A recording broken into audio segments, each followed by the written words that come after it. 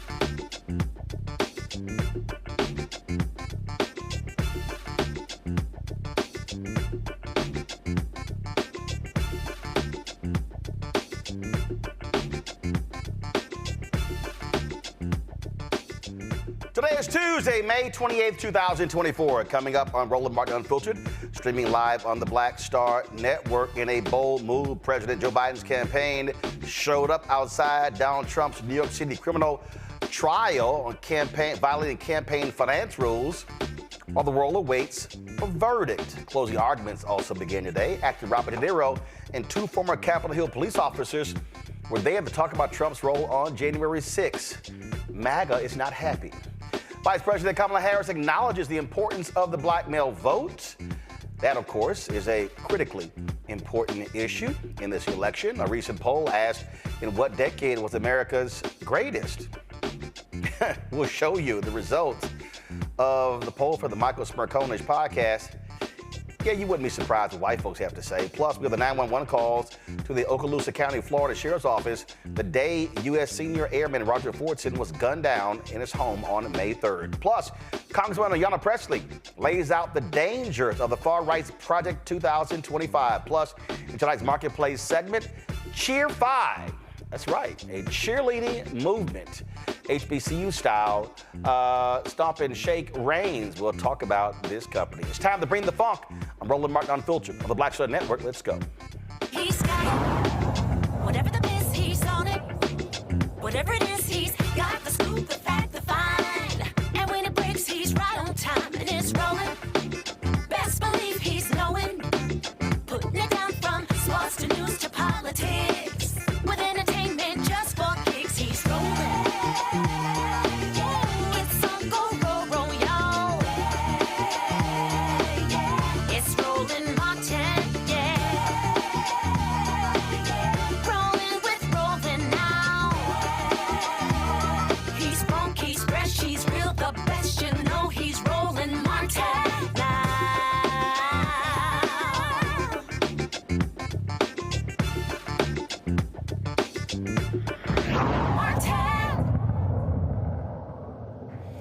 All right, folks, closing arguments began today in the trial of Donald Trump. You know, he was on trial for, they keep calling a hush money trial, but it's not. He was violating campaign finance rules. Well, every single day he's out there talking to the cameras, complaining, whining about this and that. So today the Biden campaign was like, what the hell? Since all the media's out there with all the cameras, we're going to show up ourselves, led by actor Robert De Niro. And, ooh, Lord, did he take it to him. This is my neighborhood, downtown New York City. I grew up here and feel at home in these streets. I feel comfortable. The Twin Towers fell just over here, just over there. This part of the city was like a ghost town. But we vowed we would not allow terrorists to change our way of life. And we started the Tribeca Festival to bring people back. I love this city. I love this city. I don't want to destroy it. Donald Trump wants to destroy not only the city, but the country, and eventually he could destroy the world. But we vowed we would not allow terrorists. I owe this city a lot. And that's why it's so weird that Donald Trump is just across the street. Because he doesn't belong in my city. I don't know where he belongs, but he certainly doesn't belong here. We New Yorkers used to tolerate him when he was just another grubby real estate hustler masquerading as a big shot, a two-bit playboy lying his way into the tabloids, pretending to be a spokesperson for himself. He was calling it as himself for himself, to fool the press into inflating his net worth. A clown. But this city is pretty accommodating. We make room for clowns. We have them all over the city. People who do crazy things in the street, we tolerate it. It's part of the city, it's part of the culture.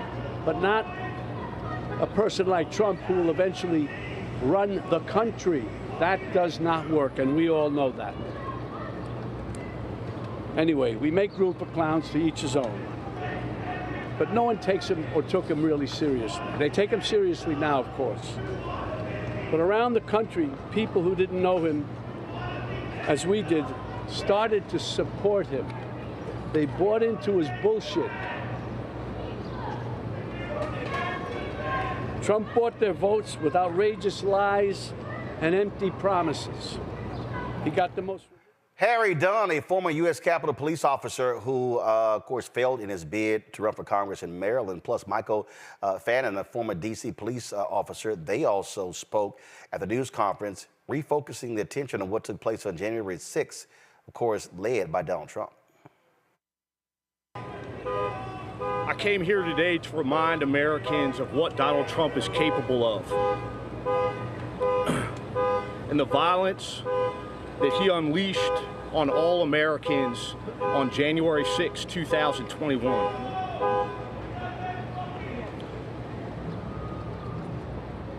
For 2 decades, I was a D.C. police officer serving the citizens of the District of Columbia, primarily working in narcotics. On January 6, 2021, I heard distress calls coming from fellow police officers on the Capitol, as thousands of Trump supporters rushed them and brutally assaulted members of law enforcement. That day, I, like many other, hundreds of other D.C. police officers, put on a uniform and responded to the Capitol to assist our brothers and sisters in law enforcement, defending the Capitol from a violent, armed mob of Trump's supporters. These supporters were fueled by Trump's lies and the lies of his surrogates, lies that the 2020 election was stolen.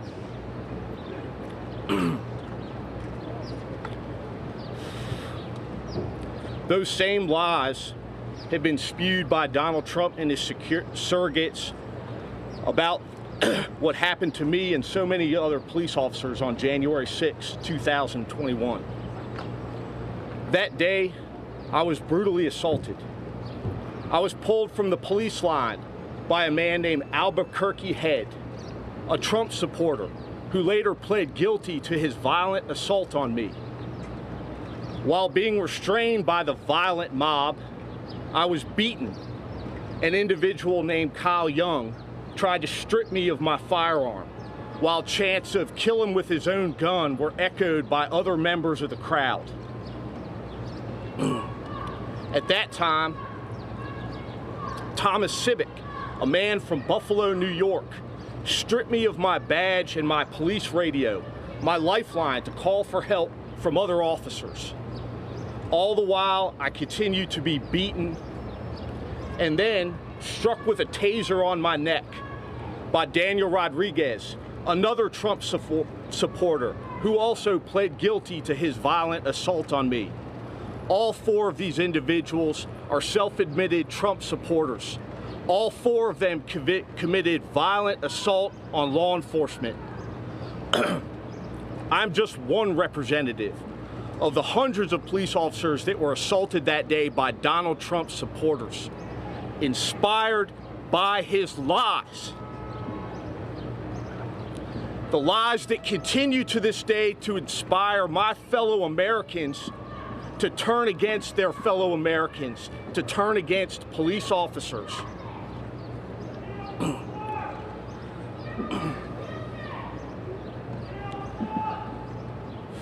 At the end of the day, this election is about Donald Trump and his vision for the office of the President of the United States. Not as a public servant who answers to the elected, to the people who elected him, but as an authoritarian who answers to and serves only himself. If January 6th didn't happen, we wouldn't be here right now. I'd still be at work, working at the United States Capitol. I appreciate the words by Mr. De Niro, Officer Fanone, but anytime I get an opportunity to acknowledge, address, and thank the men and women of the Capitol Police and the Metropolitan Police Department who served that day to protect our democracy, to protect each other, to make sure everybody got to go home that night. That's what we fought for that day. The fight for a lot of us didn't end on January 6th, that evening when we went home. The fight still continues now. What happened that day was an attempt to overthrow an election. Donald Trump is the greatest threat to our democracy and the safety of communities across the country today. He has encouraged and continued to encourage political violence. We've been called traitors just today. We were all called traitors on January 6th for doing our job. And yes, we protected Republicans. We protected Democrats alike. It's not about the story that we don't agree with. Political violence is never acceptable. But you have a presidential candidate, that champions it, that encourages it, that supports it. We cannot have that. Officer Sicknick, he died the day after January 6th. They said it was because of a stroke, but the events of January 6th caused it. His father said it best. Charles Sicknick, Trump is the reason why my son is dead. Trump does whatever will get him votes and helps Donald Trump. He is about himself. He calls the criminals who attacked our Capitol patriots. He calls the men and women who died serving and protecting this country suckers and losers. He constantly echoes the words of dictators and invokes the language of Nazi Germany, embracing political violence, pledging to rule as a dictator on day one. Those aren't our talking points. Those aren't left news talking points. He said it. Americans need to wake up. This is not a drill. Mr. Nero said he's not trying to scare you. When I just unsuccessfully ran for office. A lot of people that I met out there said they were afraid. They're scared to see what another Trump presidency looks like. I try to pride myself in having some type of way to make people feel comfortable, saying some kind of a word, a hug, a look, or something. It's going to be okay. I couldn't say that to those individuals. I couldn't say it's going to be okay. Everything's going to be all right. We can't count on these institutions to stop Donald Trump. It's going to take us, Americans, at the ballot box to defeat him once and for all. My panel, Dr. Mustafa Santiago Ali, former senior advisor for environmental justice at the EPA. Joining us from D.C., Randy Bryant, DEI disruptor, also out of D.C. Joe Richardson, civil rights attorney out of Los Angeles. Joe, let's start with you. The trial is going on. Closing arguments begin today. Of course, jury will get this case very soon. You've got folks like Karl Rove on Fox News saying, oh, this was awful, this was bad. The Biden campaign, they politicized this. I'm sorry. Hasn't Trump been doing that every single day, attacking the judge, attacking prosecutors, calling Bragg a Soros DA, even though George Soros didn't give any money nor support Alvin Bragg? I mean, so this nonsense that they shouldn't have said anything. What do you say? I say what's good for the goose is good for the gander. They've been doing that every day. Trump has been doing that every day. And by the way, BTW, IJS, Robert De Niro, and the officers are not in Congress. They're not shirking their responsibilities in Congress to go into press conferences at the front door, as it were. And so, you know, this is a way to speak to the people. Most people see this through a political lens, and frankly, the Biden campaign is probably just a little bit more honest about the fact that if this is what they're doing, this is what we're going to do. So they can say that they don't like that they did it. You know, the Republicans can say that they don't like that the Democrats did this, but they certainly can't say that they don't understand what they're doing because they've been doing the same thing the whole time. And so, you know, this is turnabout being fair play. We'll see what happens with the trial. You know, there's an argument that, you know, it would be great if we could see it as it occur, because you're always seeing it through someone else's eyes now. You know, even a director of a movie is the go-between between you and a good book if the movie is made out of a book. So it would be great for us to see it directly. But We will see what happens as it pertains to what happens in the courtroom legally. And, that's a whole nother show. But the fact that they would stand outside and acknowledge the political implications of what is going on right now is perhaps the most honest thing that they could have done, particularly understanding where we are right now and how everyone else seems to see it. This is called Randy taking the fight to them. And listen, if this is all the media is going to cover, they're going to have all the cameras there, what the hell? Go there and remind them what that thug did on January 6th. Absolutely. The Republicans have done a good job of always creating a circus because they are following a clown. So why not bring us to the circus? We might as well participate because we try to handle things in professional, dignified ways, and the media does not like that. So I think it was brilliant that we started playing the game that they're playing. We started playing by their rules, and so I think it was absolutely brilliant because that is what the media has followed and has liked. And we have short memories. We Americans have short memories, and the fact that we're considering this person to be our president after January 6th is just blows my mind. So people need to remember this terrorist attack and be reminded of who led it. Mustafa, I was cracking up laughing because there was some Fox News nutcase. She was like, oh, this is just wrong. They shouldn't be doing this. And I'm like, put your violin away. I don't want to hear it. Yeah, they don't like when you check them. It's interesting. You get the Speaker of the House. You got all these other folks who continue to come up there and pontificate and try and actually take the country's attention away from what's happening there in the trial. It's also important, as Randy just said, to actually remind people of what you're going to get if you vote for Donald Trump. Now, everybody knows I never tell anybody who to vote for, but I do say pay attention to the individuals who are asking for your vote. Are they a person of honor? Are they a person who actually cares about someone more than themselves? So by refocusing what has happened in the past and what Donald Trump has brought forward, you can very easily answer the question, is he good for the country? Is he good for your family? Or is he someone who will take us back?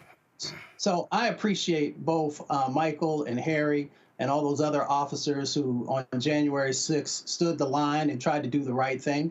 It was good to see them there also. I had a chance to meet many of them over the years and working up on the Hill. And, lots of times those guys and ladies don't get much love from folks, and they often are not seen, and of course they don't want to be.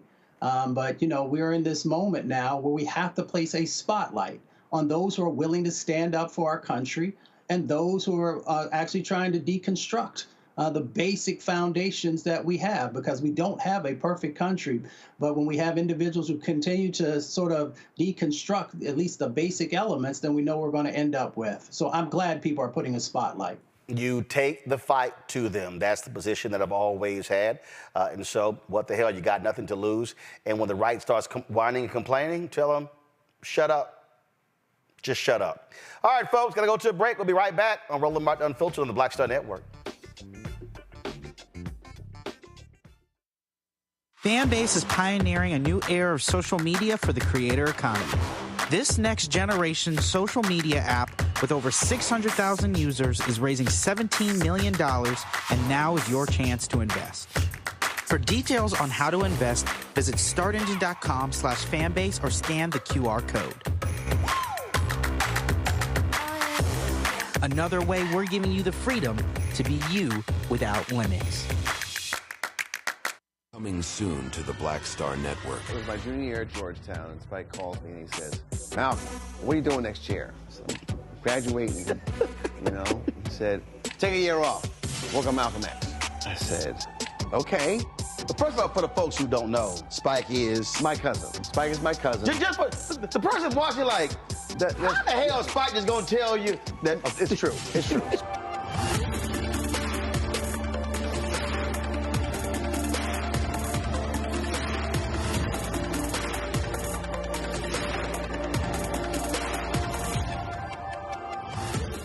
Hey, what's up, y'all? I'm Devon Franklin. It is always a pleasure to be in the house. You are watching Roland Martin Unfiltered. Stay right here.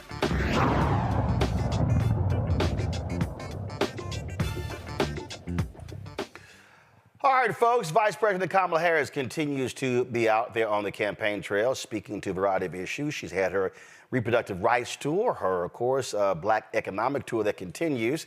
She recently sat down with Maverick Carter, of course, who works alongside LeBron James, for a conversation on a variety of issues. And a question came up specifically as it relates to Black male voters. Here is what she had to say. How important is, or are, I should say, Black men in the election and getting them out to vote? So important.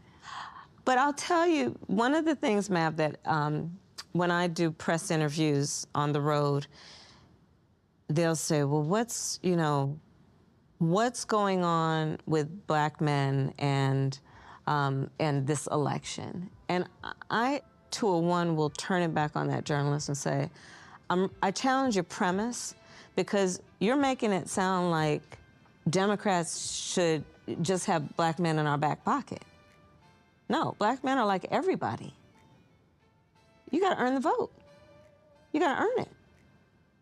So that's how I feel. And that's why, we're doing a number of things, and we'll continue to do a number of things that are focused on the particular needs of every group, including Black men. And understanding that it's about speaking about what are we doing to meet the opportunity to feed their ambition, right? That's why a lot of my work around access to capital has focused on young men of color, Black men and Black men, knowing that, again, so many entrepreneurs, and it's when people think Black men and small businesses, it's not just a barbershop. Yeah, exactly. Right? I convened a group of 50 younger Black men, entrepreneurs, in my office in D.C. And we got these brothers out there that have tech companies, clean energy companies. This one brother who's doing a lot of work on space. I actually head up the Space Council for the United States. I love that work. So it is all of that. And I think part of it is just understanding that, like any group, this is not a monolith. Exactly. And so let's not just have the rote kind of talking points as though Black men only care about criminal justice. Sure, exactly. Right? Or only, it's about, okay, I have ambition, where is access to capital? I'm concerned about healthcare. I have women in my life, I'm concerned about their rights, and on and on.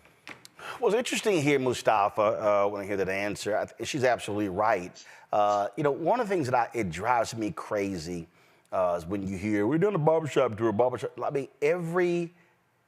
it's as if Black men don't talk anywhere else. It pisses me off. And again, when it comes to owning businesses, we all ain't cutting hair. Right. It is about economic justice. And I really appreciate the vice president, sort of laying that out so that people would understand that we are not monolithic in any way, form, or fashion. And that, Black men want to be able to provide for their families. So we have to be talking about economics. We are talking not just about jobs. We often have an important conversation about jobs, but we want to build wealth.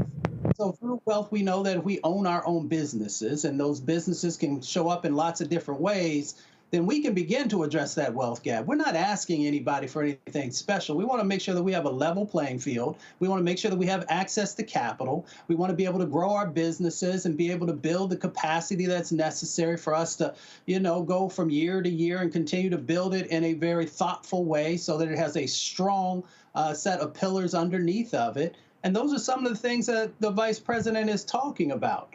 So we need to have more of those conversations, because representation matters. And there are brothers who are out there that are doing phenomenal things, but often don't get the same spotlight as someone who might be mediocre, who's doing work as well. So our excellence is there. We need to put a spotlight on, but we also got to make sure that there are the policies that are in place that are going to support our continued growth.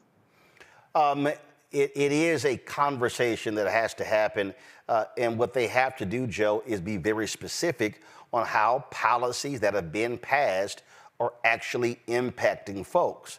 I said this when The vice president was in Detroit, also in Milwaukee. I think what's also helpful is to have folks in the audience and point to this business, this business, this business, this business, where you put a face on the work.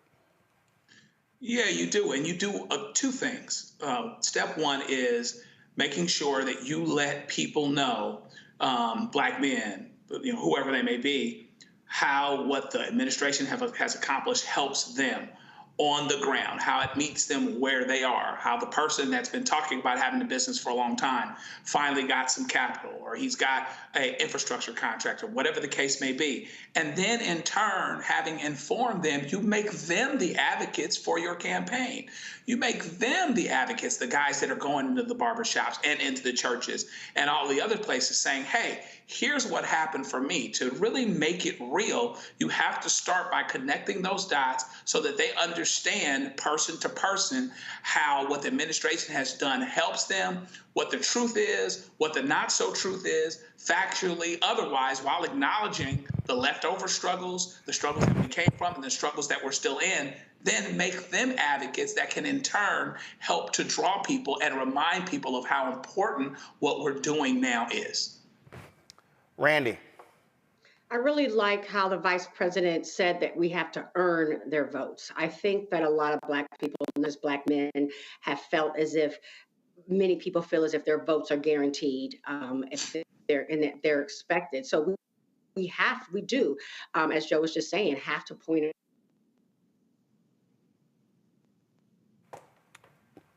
Looks like we lost Randy's signal there. Do we have Randy? Randy, hold on one second. We lost your signal for a bit there. So you back? I'm here. Yep, go ahead. And also not talk down. I feel like a lot of people are talking down to Black men, particularly when you see like the people that Trump keeps pulling up at rallies, as if the only people that Black people relate to are rappers. I mean, that's what we have. That's who we are, and that's the only thing that we information that we'll take on and take in. I mean, talk to Black men as the intelligent, thriving men that they are, who own businesses and do care about their families and care about taking care of their families and building wealth. Absolutely. It's a vital conversation that has to happen. And again, you have to match the policies with everything else. Politico dropped a story today, and I want to check all three of you about this here. Dropped a story today talking about how some Democratic strategists are freaking out with regards to this campaign as it relates to, in terms of how the campaign should be operating and how they are not doing enough. The headline says Dems in full-blown freak out over Biden. And so it's talking about a lot of the donor class, it's talking about a lot of the strategists, if you will, and reading the story, I thought it was interesting because they were talking about abortion, some things along those lines. And this is the thing that I say I've made perfectly clear here. Randy, I'll start with you. They cannot think that is going to be the dominant issue. You can go to my iPad, you can actually see the story. It's not gonna be the dominant issue. To me, you have to have a multi-pronged strategy here. And I've made this perfectly clear when you talk about African Americans, and it's not just African Americans, it's young voters, it's young white voters, it's Muslim voters, it's women voters, it's suburban voters. Democrats have to have, obviously, they have a much different coalition than Republicans. And what you also are seeing how Republican legislatures have been putting policies in place that are specifically made it difficult to also register folks to vote. And so coupled with, so what they want is they want a depressed turnout because they know high turnout, Democrats win. Depressed turnout, Republicans have a greater shot at winning.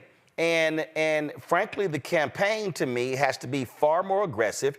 And what I keep articulating over and over and over again is that you have to understand the demographic shift among African Americans.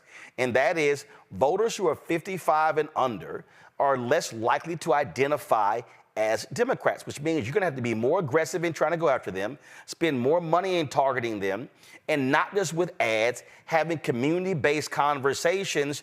And frankly, I don't think the campaign has fully embraced that. And I think when you look at the polling numbers, you have softness there. And I've said on this show, I've said to people directly, the couch is a real foe. Right. We are people who need to feel as if people see us, relate to our issues, and are talking with us about those issues. And abortion will not be the only issue. Is it a big issue? Absolutely. But I don't think that is going to be the biggest issue amongst African Americans, amongst us. And they have to be very pointed in our rights and how they've been taken. I mean, how, the seeds that Trump planted before he left office, how our freedoms have been limited. We care about that. We have always had to fight for freedom. And I don't see how anyone can deny that we've taken some steps backwards in the last several years due to policies and people that Trump put into office, particularly in these judge positions. So yes, we need to have those conversations, directed conversations, intentional conversations that focus on what matters to us. And they need to talk about what they've done, because some great things have been done. But there are more eligible Black voters in this 2024 election, I think 7% more than in 2020. So all we have to do is ensure that we're not just eligible, but registered and get out there to vote. The thing here, again, when I'm talking about how you have to speak differently, Mustafa, it's because I've been out here on the ground. I've been to so many different cities. When I think back for the last 5 months, and I think back, my goodness, I've been to, obviously, Atlanta, Columbus, Ohio, been to Charlotte, been to Miami, been to Houston, been to Dallas, and I can just go on and on and on. A lot of the places where I've been speaking, where I've been traveling, I know what I'm hearing. And if you're not properly communicating, and again, an ad is one thing, but it's also understanding how you message. Terrence Whitbeer, the pollster, has said, we're seeing significant misinformation from that African Americans are seeing on Instagram and to TikTok.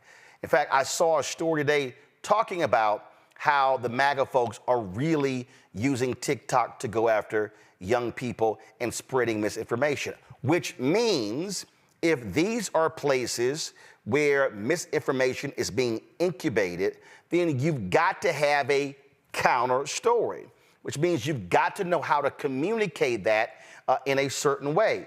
And I just don't think that they're moving that quickly when we talk about that. My dad used to have this quote. He said, "Don't tell me you love me, show me you love me." So part of showing someone that you love them, showing that you're connected to them, showing that you hear them means that you also are able to highlight how and where you have made investments inside of our communities. And they often don't do that very well.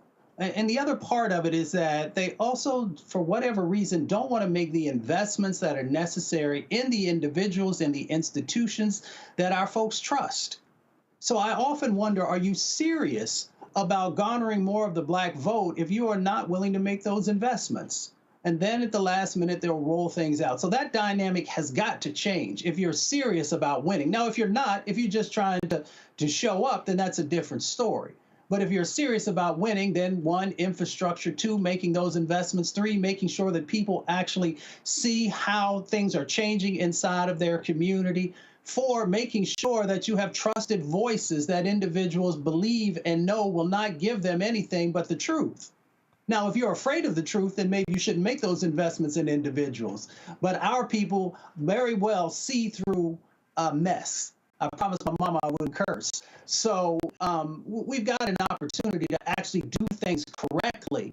And we have this long laundry list of where people have made mistakes in the past. And it's like we forget very quickly. Randy talked earlier about the short memory that many people in our country have. Well, the individuals who are running these campaigns evidently have that same condition because they continue to make the same mistakes time and time again that we can fix.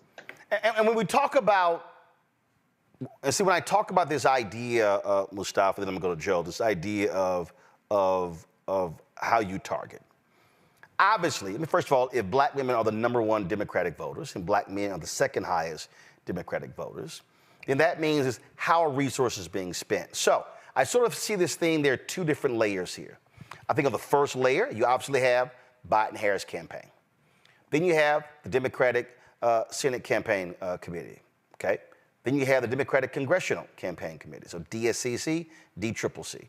Then you have the Democratic Governors Association. So that's really your first level. That's DNC as well, that's your party. And below that, then you have your second line, which is actually more money than the top line. And that is Democracy Alliance, that is HRC, that is Sierra Club, that is Future Forward, that is American Priorities PAC. That means all of the environmental organizations. Mustafa, you sent me an article that was in the New York Times saying the Biden-Harris folks are not paying a lot of attention, that black people are looking at climate. So that means those environmental groups, what is your messaging? What is your spin on black-owned media? What is your black strategy? Then you start going to your reproductive rights organizations, those PACs. How are they, do they have a very specific black outreach? Do you have ads that are tailored to African-American voters? What black groups are you spending your money with? Then you talk about American Bridge. Then you're talking about Democracy Spring. And then you start talking about Free Press Action. There's another one. I don't know if it's called United Forward or United something. I'll get the actual name.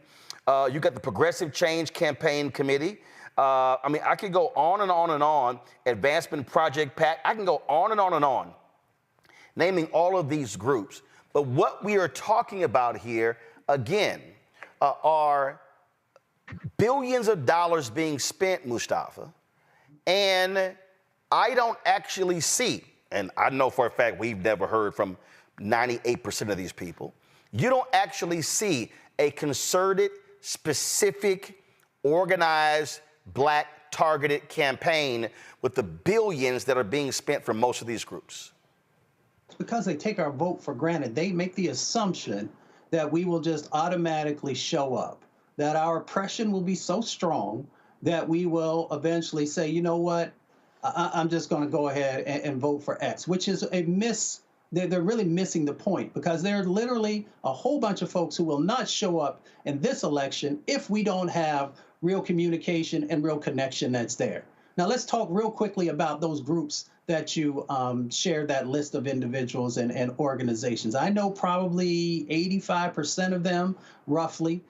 If you take a look at their senior leadership, if you look at their decision-making bodies, often you don't see folks who look like us, especially folks who look like us who are making decisions about where dollars are going to go, whether those dollars are going out through forms of grants or contracts or whatever it is. So if, one, you have not yet evolved into the positioning of having a diversified leadership structure, then you have got to build some type of an advisory committee where you have individuals who can say, these are the folks who are out there who are actually doing the work. These are the media platforms that actually truly have the numbers that they say they do and not the faux numbers. And you should be making investments in that space. If you're not willing to do that, then you are not serious about, one, supporting the needs that exist inside of the black community. Two, you're not serious about actually also trying to encourage folks to take a serious look at these candidates and be able to vote for the individual or individuals when you look at the fullness of the set of folks who are part of, whether it's on the Democratic side, the independent side, or whatever it might be, who are going to be able to help our communities. But it really comes back to, one, making sure that you've got leadership who looks like us, who comes from our sets of experiences, because just because you look like us don't mean that you care about what's happening in our community. Two, then making sure that you are prioritizing. Let me say that again, that you are prioritizing your spends and making sure that those dollars are actually going to the places and spaces and individuals who know how to reach our people, know how to honor our people, and know how to help to make sure that real change happens. And the thing, Joe, that I get, and I hear people say, no, we are paying attention, we understand the importance of black voters. But what I keep stressing is, but you better understand how the black voter is changing. You better understand how you must articulate, how you must message, how you must target, what it looks like. And what often happens in these campaigns from all of these PACs and all the rest of these groups, they push tons, billions of dollars on the television. Okay, let's blanket the airwaves. But the ground game is what matters. So then the question is, how are you investing in groups on the ground? I go back to 2016. I'll never forget, Marcia Fudge was quoted when she was then Congresswoman from Ohio. She was quoted in an article in the New York Times criticizing the Hillary Clinton campaign, making perfectly clear, don't ask our people to volunteer, but you pay white folks to be on these campaigns. That's also part of the deal. How are you investing in ground game? All this sort of stuff matters. I talked to the folks with Black Voters Matter. Significant drop-off of investment in them after the 2020 election. They made clear you got to be organizing 365 days a year. You can't just do it when there's a campaign. And I'm very clear. If any of these people are saying, oh, we're just going to ramp up and, after the Democratic convention in August, you're screwing yourself because you've now shortened your runway and you only got 2 months, September and October. That's pretty much it. They should have been going hard in January, but I say there should be a very aggressive mechanism in place this summer, speaking to the issues. I think back to Freedom Summer. Of course, when you had your civil rights groups in the 60s, they understood that you just can't wait until after the convention. It's not, to me, that's just nonsensical. Yeah, it is. A curse causes shall not come. And so, God forbid they lose this thing. There will be some definite things that you can point to. Clearly, it's obvious that you have to, first of all, don't give up, like Reverend Dr. Barber would say, on people that are the, quote, unlikely voters. Every poll that you see is with likely voters. These are the people who we think are going to vote. But there's a whole lot of people, enough to make a difference in the election, that aren't considered for whatever reason amongst the likely voters. So how do you draw those people out? You certainly have to understand what's going on out there, and so what's out on the street. And so you have to hire people that are there doing that work. You don't have to reinvent the wheel. You will know firsthand what's changing, what's evolving, how Black voters are getting different, the unique challenges that are presented with Donald Trump, where sometimes people just don't even pay attention to what he says.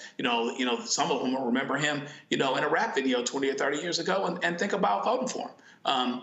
You have to understand those things. So you need to hire posters and understand Black voters. Naturally, that's going to mean some Black posters, Black campaign workers, strategists that understand Black people. That's going to obviously include some Black folks, groups, voting rights groups, participation groups, environmental related groups. Remember, most of these environmental things that are happening that are destroying communities are disproportionately affecting our community. If I am next door to something that has my son with asthma when he wasn't going to have it, I'm going to be more concerned about those issues. So we need to draw that out as much as possible, listen to the folks that are on the street, don't take anything for granted, and play the long game related to that. Yep. This shouldn't be something that they need to ramp up. They should have been ramped up already.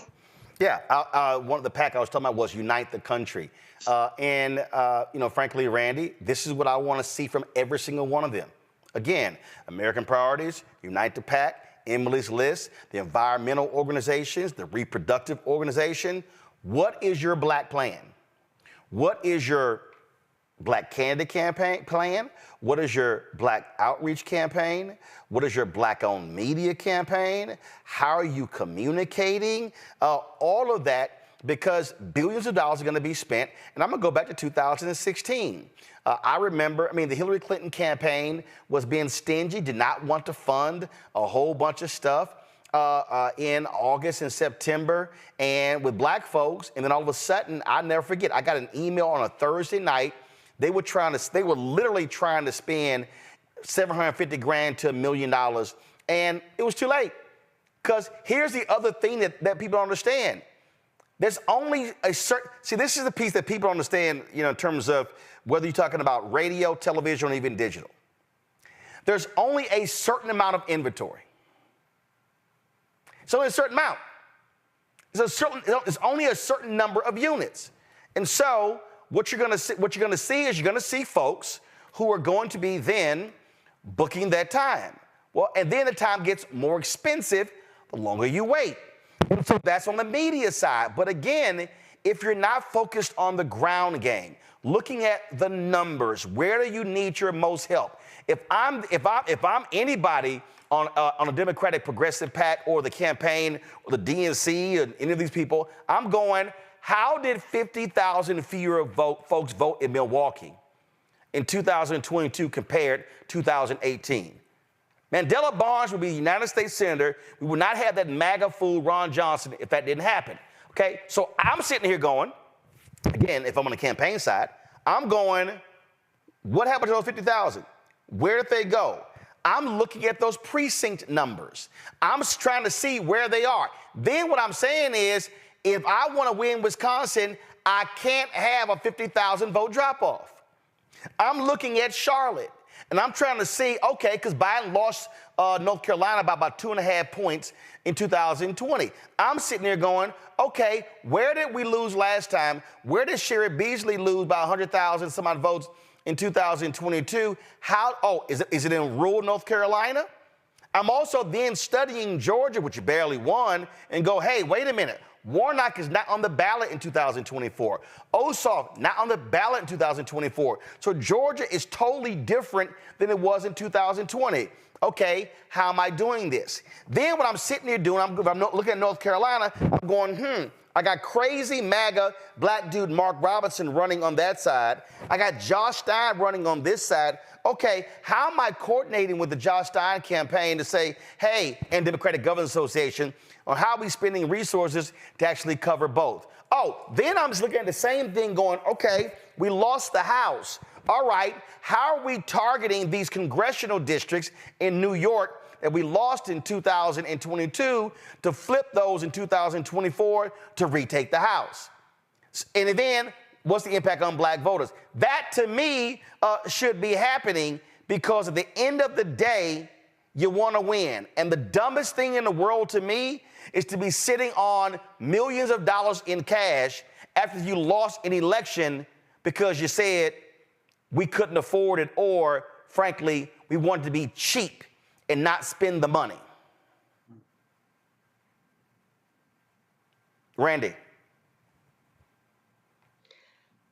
You're speaking my language. The number one thing you do in sales is know your audience, because at the end of the day, we're selling. We have to sell ourselves, we have to sell our agenda, we have to sell our party, and it's sales. Know your audience. You can't even have a plan. The fact that they're presenting plans in the beginning of these campaigns, and I do think they are presenting the same plan that they've been doing over and over again because they're not paying attention, like you said, to their audience.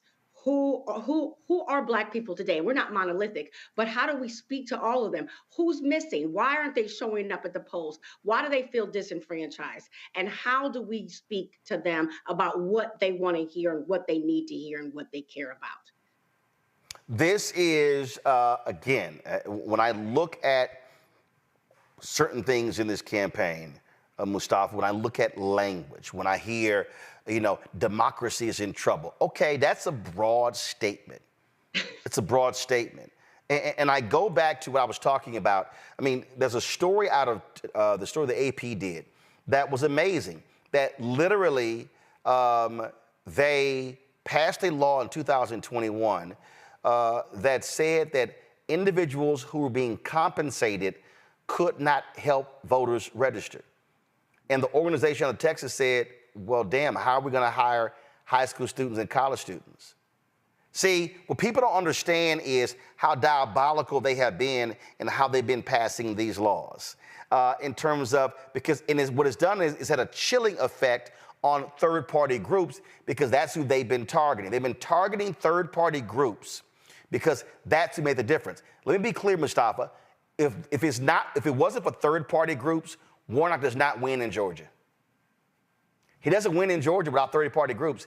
That's how he beat Herschel Walker, because they were on the ground aggressive, and because the Warnock campaign, frankly, was not, by the mid-September, they hadn't bought a single ad in any Black newspaper in the state.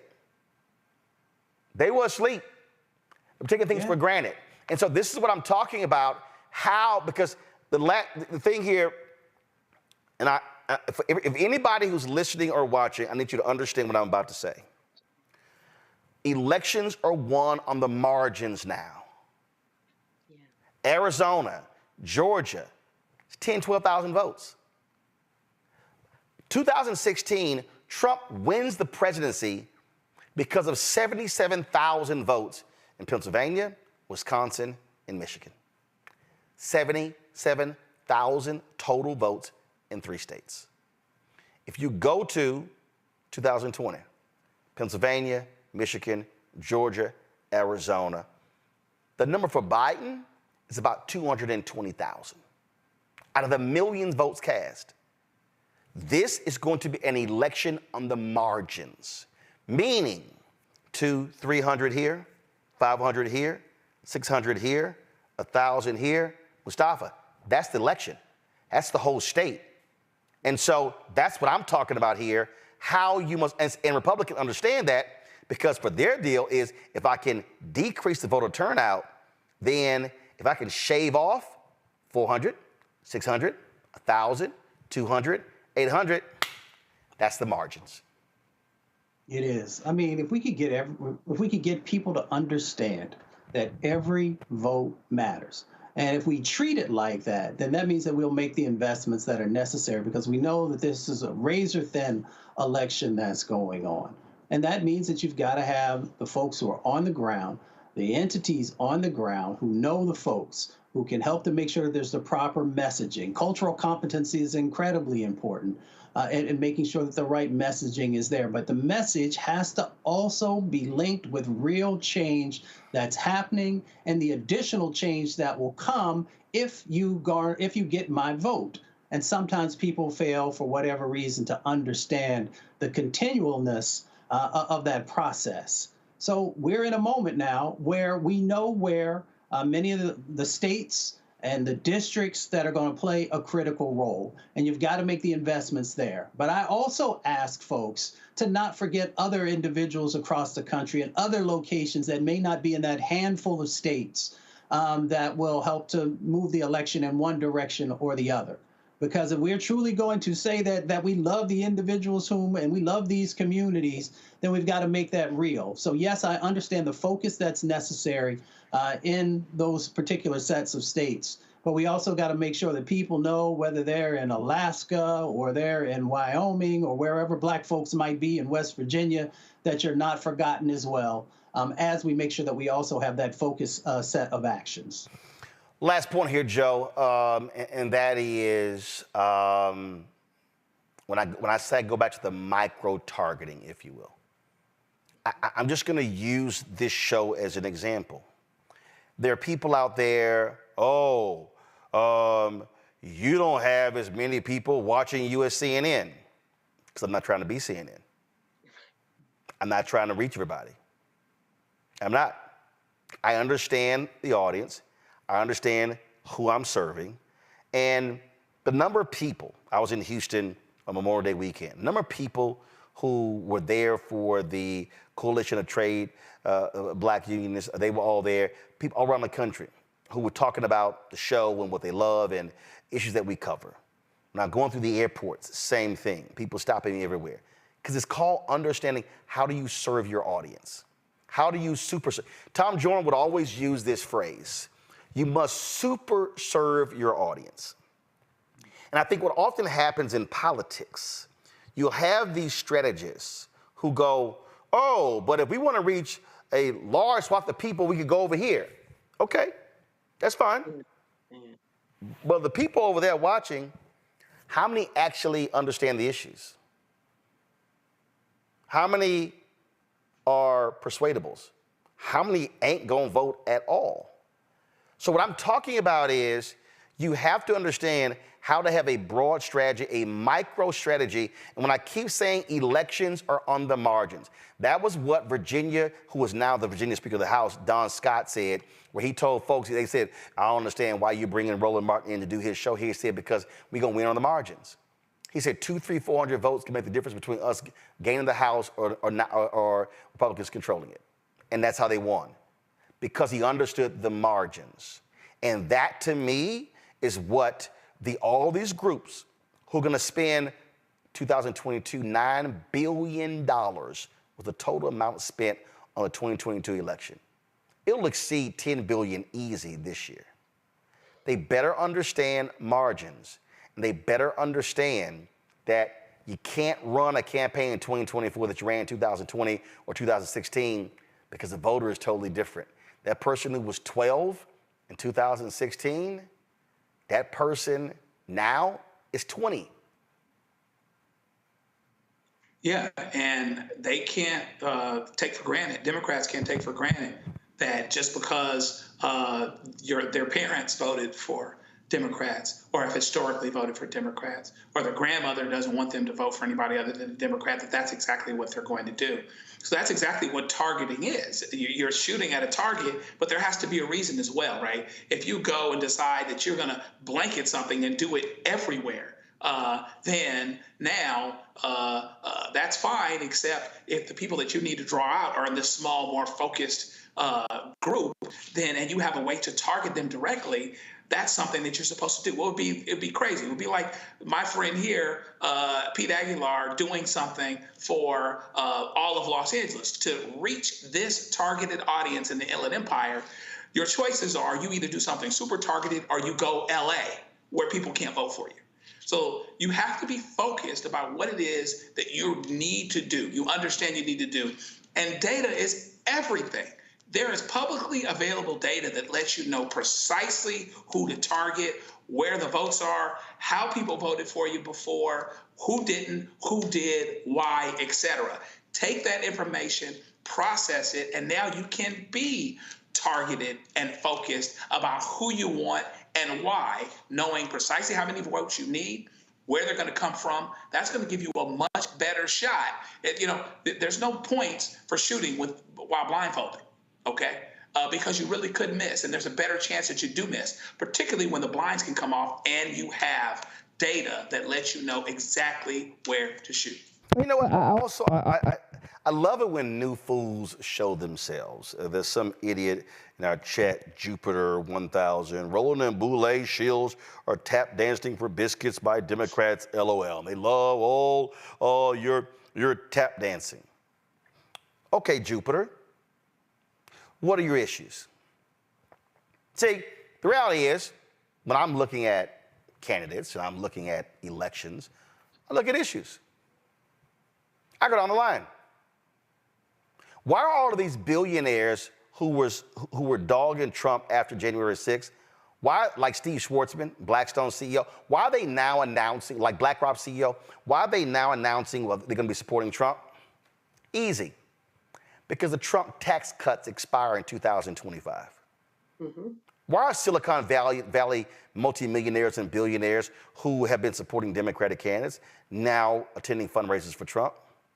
Easy. Because they saw how easy Trump can be bought off. Donald Trump railed against TikTok.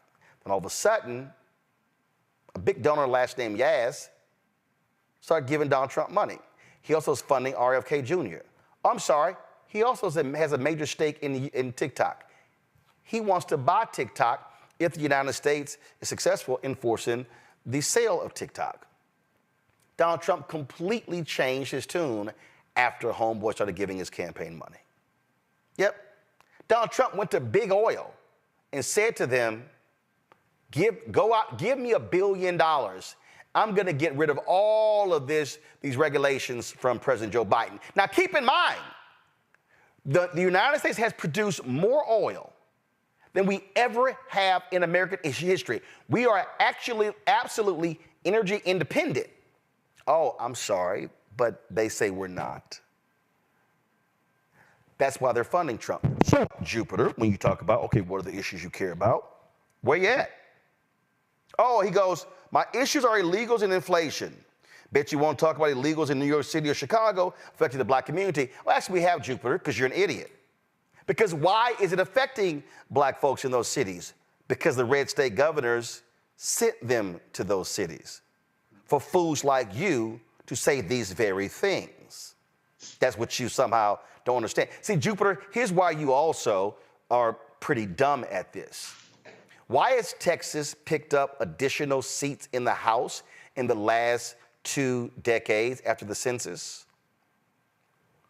Because of population growth. Where did it come from, Jupiter? Do you see how clueless you are? Do you understand that you were played by people like Greg Abbott and Ron DeSantis because their whole deal was, let's send these folks to Chicago and New York because we can sit here and get black folks and get them hyped emotionally and pissed off by this? Oh, you didn't realize that, huh? Oh, but you also said, Jupiter, that you're bothered by inflation. That's interesting. Do you understand corporate profits? Do you understand how all of these companies in the last 3 years have announced record profits? I mean, I'm talking, when I say record, I mean like record profits. Oh, Jupiter, have you ever wondered how did they get those record profits? Oh, high food prices. Oh, I wonder now what is causing inflation. High food prices. Because see, in 2020 and 2021, when COVID hit, we had supply chain issues. Coming out of, not necessarily coming out of COVID, but in 2022, 2023, we begin to see those supply chain issues disappear. So why then did we still have the same issue with high prices? It wasn't because goods and services were higher. It wasn't because all of a sudden we're jacking up the price of wages. Oh, now I know what it is. It was those high prices. So now you understand it. Matter of fact, right here, let me pull this up. This is something from Robert Reich. You know who that is, Jupiter? Former labor secretary. He goes, memo to the media, don't write about corporations suddenly lowering prices without mentioning how their profits have been skyrocketing or their tax bills have been shrinking. They could have kept prices lower all along. They chose not to. Give people the full picture. See, that's what fools like Jupiter don't want to accept. They don't want to accept corporate greed. They don't want to accept how we have seen these individuals literally getting rich off the taxpayers, giving their CEOs massive bonuses for increasing profits. That's what has been causing inflation to stay sky high. Now, please, Jupiter, tell me how Republicans are going to lower inflation when they're the same people who voted against the Inflation Reduction Act.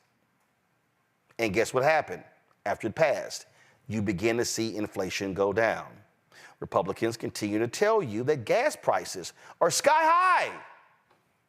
Jupiter, did you not hear the testimony where the oil and gas folks were busted for colluding to keep prices high? Oh, I'm sorry. Did you skip the part where Donald Trump literally said he reached out to the oil tycoons and said, hey, don't cut production, or don't actually cut production, that way you can drive prices higher? See what happens when you get exposed with facts? Oh, by the way, when Congress passed a bill to stop price gouging, who voted against it, meaning all of them? If I recall, Mustafa, I think it was Republicans who voted against the bill to stop price gouging. So it's a little hard, Jupiter, when folks like you suggest that, throw Biden out because they're not tackling inflation when they are. And the people who could have voted to lower inflation voted against the same Inflation Reduction Act. This ain't the 5, Jupiter. We deal in facts. I'll be right back on Roland Martin Unfiltered on the Black Star Network.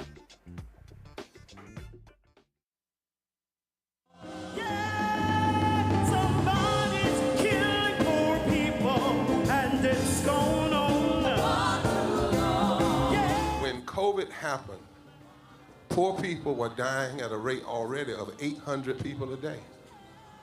before COVID. If you went to a funeral every single day, it would take you 600 years to attend all the funerals of the people who will die from the ravages of policy violence, poverty, and low wages in America in just 1 year. It would take you 2 years and 19 days to go to all of the funerals of the people that will die today, and oftentimes silence. Nobody talks about this political genocide, but we are determined today to remember their death and be a resurrection of voting power and voice power like never before. Economic justice and saving this democracy are deeply connected. We, as a nation, must listen to the demands of the poor, who are pushing and will continue to push political candidates and elected leaders to lift from the bottom so that everybody can rise.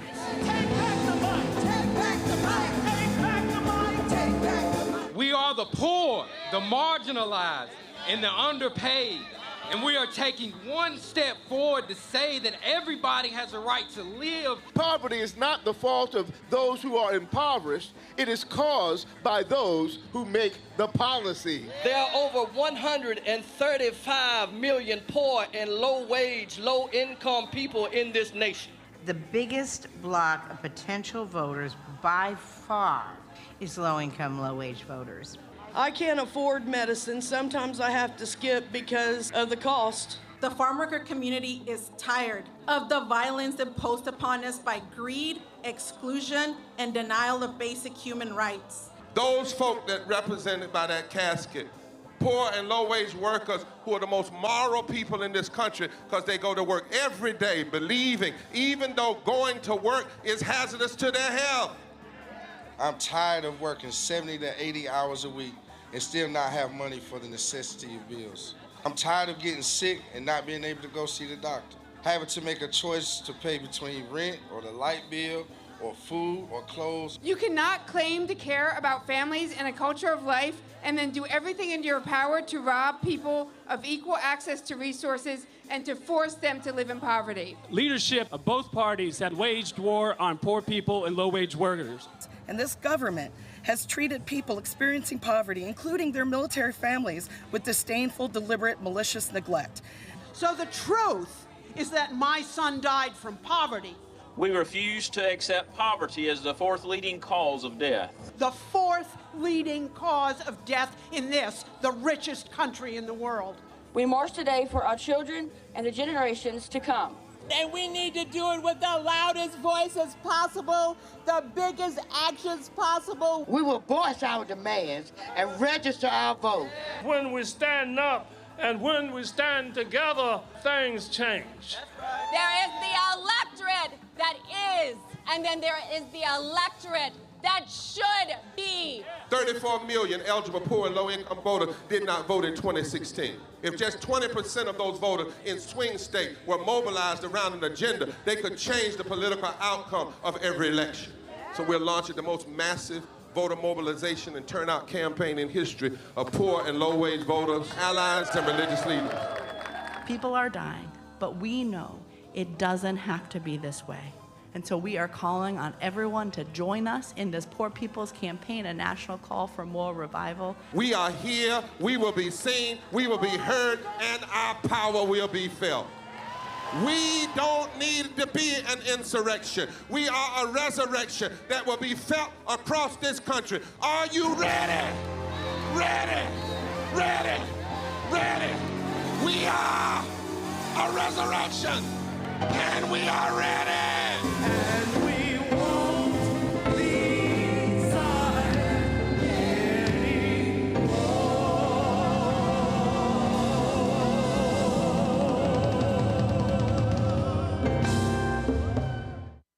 This is Essence Atkins. Mr. Love King of R&B, Raheem Devon. It's me, Sherry Shepard, and you know what you watch. You're watching Roland Martin, Unfiltered. So, radio host Michael Schmuckonish asked this question on his podcast. In what decade was America the greatest? Well, guess what? This was a daily poll, so you know how one of those things go. So, 23.21% said the 1950s was America's greatest decade. 11.4% said that we are currently living in the best decade. Now, also what came in second was the 1940s. See, the reason this is always interesting, Randy, because when you look at how Republicans run for office, they are very good, and I'm going to show you something here. They're very good here when we talk about these things, and sort of how they have this glow among themselves about things. And I started laughing because Dennis Quaid, who is a Donald Trump supporter, Dennis Quaid is playing Ronald Reagan in this new movie. And these people got really upset with me because I made a comment when I saw the trailer on social media. I said, wow, no shock of a movie on Ronald Reagan, there were no black people in the trailer. And I said that, and so do this here. Give me a split screen. Give me a 2 me in this, because I don't want anybody to think that this is a commercial on the show. So I want y'all to give me a split screen when I run this deal here. So again, this Reagan movie is coming out. And the reason this poll is so important is because this actually speaks to what I'm talking about here. It goes to speak to in terms of how white America has this very rosy view of the 1950s. And remember, that's how Reagan, what was it, Morning in America or some Shining Hill? Bob Dole's campaign, same thing. Donald Trump using language, make America great again. And so you have these people who have this worldview of things were just so great for America in the 1950s after World War II. Which people? I mean, they weren't that great for black people. And they really weren't that great for women, including white women. So really we're talking about white men. But I need people to understand how that language see, they've created this fictitious, that whole Ozzie and Harriet world where dad comes home and mom is well dressed in an apron and has dinner ready, and the kids, they all sit down. That was white people. Right. Now, black folks were preparing dinner as well, and you had dad coming home as well, but dad was bitching because he couldn't get a job because of racism and Jim Crow, and likely had to ride the back of the bus, but that's the whole deal. But again, so they're teeing up this Reagan movie. I just want y'all to see how they just gloss over all that black stuff, the little black things, the little black things with Reagan. Watch this. Welcome to your life. There's nothing a retired governor can do, but a president, now he can do a thing or two. Everybody wants to rule the world. I will be frank with you that as a citizen, I would not like to see any political party outlawed on the basis of its ideology, because I still believe, Mr. Chairman, that democracy can handle it. I was a brand new KGB officer, given my first intelligence assignment. A certain actor and union leader. Dutch, there's a purpose for your life. You can run from a bully for so long, but after a while, you're gonna have to stand up to him. There's my boy! There's about to be another war right here in Hollywood. The commies on one side, the mob on the other. And you're right in the middle, son. If you put as much work into your career as you do making your speeches, you'd have an Oscar by now. Hello, I'm Nancy Davis. Hello, Nancy Davis. I'm Ron Reagan. I'm curious, Ron. What would you say is the issue of our time? No question about it. Communism and the Soviet Union. Get in the game. Run for office. It's you! I'm running for governor, and I would like your vote. I forgot your name. Do his initials help, or R? Honey, Roy Rogers is here! And he's running for governor! Ronnie, remember when we met? You told me that you wanted to make a difference in this world. You know what you have to do. Governor Reagan again, typically, is against such a proposal. There you go again. But he was not afraid to take us on. There's nothing a retired governor can do about the Soviets, but a president, Now you can do a thing or two. Welcome to your life. I was a lifeguard on a river, There's no turning back. and I learned how to read the currents. Not just the ones on the surface, but also the ones deep underneath the water. I am about to start the biggest war of this century, and I'm not gonna fire a single shot. You're gonna blow up 8 years of diplomacy. Well, if you think that got their undies in a wad, you just wait. What did the president know, and when did he know it? What would you have me do? I want you to fight.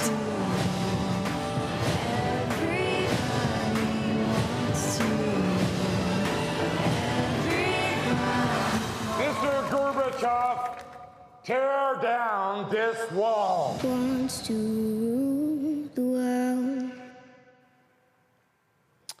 So you sat there, and I'm gonna take you to a quote. He said, I learned how to read the currents, top and underneath the water as well. Now, y'all notice when you saw that, you ain't see no black people.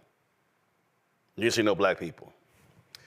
Matt Iglesias wrote this piece, 2007, called Reagan's Race Record.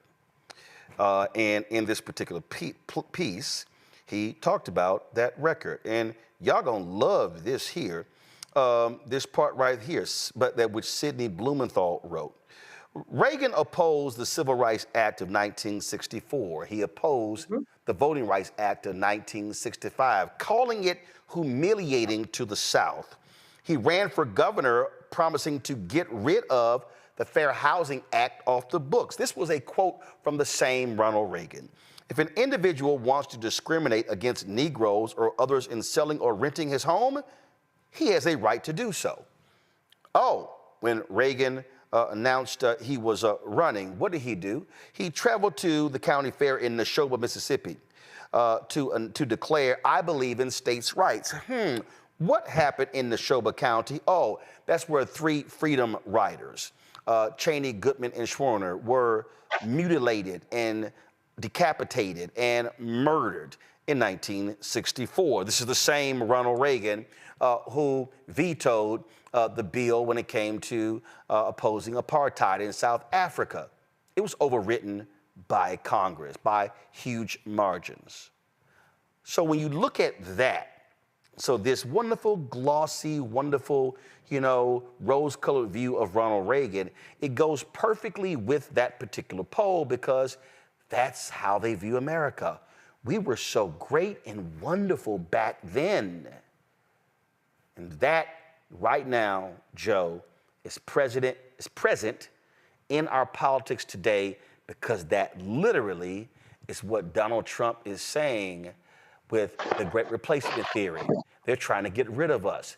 Let's go back to the great old days of the 50s when those Negroes were kept in place and things were just so wonderful for us white folk. You hear folks talking about, let's take our country back. I'm like, okay, cool. Yeah, who has it? We've been here before, right? The thing that Trump is talking about is not different from what Ronald Reagan talked about. Most kids with a student loan, significant student loan debt, have Ronald Reagan the thing. Because there was a spirit there that basically said we don't want an equal playing field as it pertains to people getting college degrees and getting them debt-free. His effect on those that are the least of us was absolutely devastating, and it created, and it will continued on, the wealth gap that we still see. It started the perpetuation of some things that have continued, and now fast forward, not different than the buttons that Giuliani pushed when he became mayor, not different than the buttons Trump pushed that made him convert from being a Democrat who provided money to Obama to a Republican in order to do it because he knew that he had a gullible audience. And so, it's interesting. I mean, it's going to be very rosy. They're going to look at it through the lens of getting rid of communism and the Cold War, et cetera. But the effect on people in this country us, regular people. That's why you have to ask when you say the 50s was our best decade. Well, why was the 50s our best decade? They will talk about, without necessarily mentioning race, the things that were great about their lives, something that other people didn't necessarily share. People that were out of their space would not have had. And so, it's interesting. I mean, it's going to, I think I'm going to go see it just to know kind of what they're saying. But, if you really dig into history and look at what Ronald Reagan did, then you'll understand the Trump playbook, frankly, and see where it comes from. And now, again, we're talking about this return, but there's a real threat of being outnumbered at the same time, which makes it all the more urgent. In this piece here, Mustafa, as President Reagan aligned his Justice Department on the side of segregation, supporting the fundamentalist Bob Jones University in its case, seeking federal funds for institutions that discriminate on the basis of race. In 1983, when the Supreme Court decided against Bob Jones, Reagan, under fire from his right in the aftermath, gutted the Civil Rights Commission. Again, this is the thing that people need to understand when you hear that. And so what do? Well, let's just present Ronnie in his cowboy hat, riding his horse in California, talking about communism, and let's tear that wall down. When the fact of the matter is, he wanted to keep a whole bunch of segregated walls up against black folks in this country. Especially when you think about he was the one who created this fictitious welfare queen. Never existed. But he played into the racist tropes, and white America just loved it, and it still persists today. It sure does. It's amazing, the whitewashing of history and how you can make someone who's not only a racist, but somebody who had intentionality and trying to deconstruct the basic building blocks inside of our communities and access to programs that all taxpayers should have the ability to be able to benefit from. Reagan wasn't interested in that. And most folks, unfortunately, as I often talk about, only know the bumper stickers. They don't know the individual, the damage and destruction that he did to our communities. They don't know the damage and destruction he did in putting an EPA administrator who tried to do everything that she could to actually take away those basic protections around air and water and not being exposed to toxic chemicals. And we know the communities are the ones who are most impacted in that space. So you got to be real careful when people have privilege and they do this whitewashing, because what you'll find is that they will make America sound like at one time it was a loving place where everyone had equal opportunity. You could be a black soldier and come back home and have the same rights to be able to buy a home as a white soldier did. But we know that that's not true. But if you look through the lens of the whitewashing, then you won't be able to have the honest understanding of where we've been. And you mentioned also about this moment. It's interesting. When you look at as racist and destructive as Reagan was in some of his policies, he would not even be able probably to be a voice inside of the current Republican Party. Based upon the things that they say that they now believe in. So that tells you how bad they were and how far they have went, even in a more destructive pattern. Now, they can change that if they want to by actually having policy that cares about humanity and uplifts all, but that's theirs to figure out if they want to do that or not. But by no means was Reagan ever anyone who was beneficial to people of color in this community, and in particular, black folks. So it's all, and I guess when you look at again how they want to go back to the way things were, Randy, we see this again, the whole attack against CRT, DEI, it's all of that. I mean, they really wish for that old America when things were just so simpler, when you black folks knew your place. Well, I could understand how white men would want it to go back to the way that it was, because they didn't have to consider anybody. And it wasn't just black people, it was their own wives. But, people don't remember that part of it when they advocate for people like Reagan. Look, this is a country who has always rewritten history to put white males in particular as the heroes. And the scary thing about that is, those who are in control and write our history are very much have a lot of power in our future, which is why we need to do our own studying, which is why we need your network, Roland, because people will actually believe what they're taught.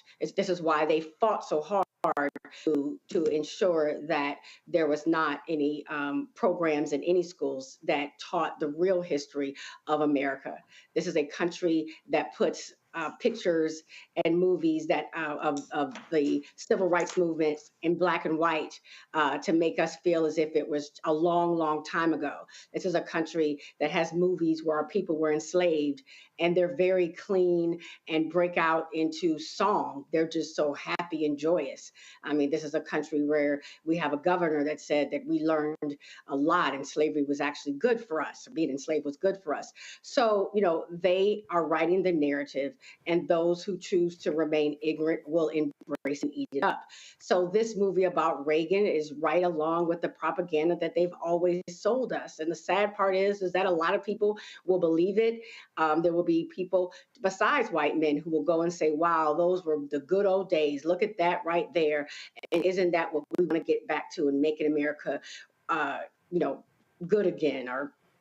And they don't even realize, like, I particularly look at white women and the way they keep voting. I mean, they are really drinking the Kool-Aid and believing that they had all these rights, although even today, rights are every day being taken from them. But they rather believe in the fantasy. They are buying it up and eating it up because, you know, like I said from the beginning, you know, white men have been the ones who have written their history. So how powerful is that? Is to be able to tell your own story from your perspective in the way you want people to view you. And of course, that perspective is always white males saving the day, America's great, and everybody's happy. And those who look back, who are either alive or read real, you know, and read from different sources, know that that was not the case. I mean, Reagan was outwardly anti-Black in every way possible. And I don't even see how anybody can deny that, from his economics to his how he felt about how justice was served. I mean, in every way. So, you know, but of course they're going to make him be a hero. And those, like you just had the Jupiter guy who clearly his brain is out of this world, who choose to believe in the propaganda will believe it, and they will choose their voting, and unfortunately, and they make their decisions based on it. They need a reality check, though. Like you said, we talk about facts over here. We talk about facts. There you go, and we're gonna keep doing that. All right, y'all, we come back. The 911 tapes regarding the shooting of Airman Fortson been released. We'll play some of that for you when we come back. Roland Martin Unfiltered, the Black Star Network. Support us by joining our Bring the Funk fan club. Senior check and money order, P.O. Box 57196, Washington, D.C.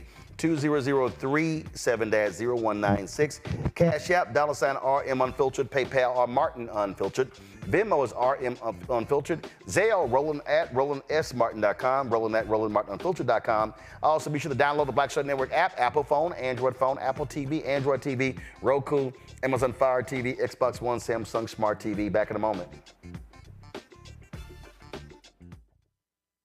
On the next Get Wealthy with me, Deborah Owens, America's Wealth Coach, we're talking about the difficulty of being able to acquire wealth for Black Americans. My guest, Emily Flitter, is the author of The White Wall: How Big Finance is Bankrupting Black America.